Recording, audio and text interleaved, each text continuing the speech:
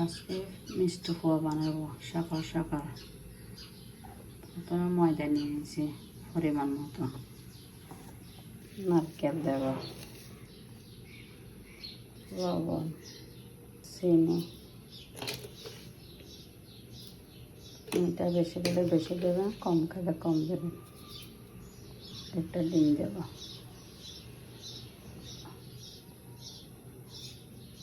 সবগুলো একসাথে ভালো করে মিশে নেব।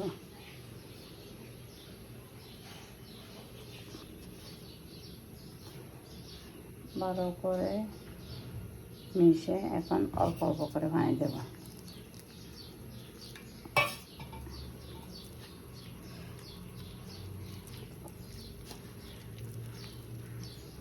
নরম করে একটা ডো তৈরি করব। আমার ডো তৈরি হয়ে গেছে।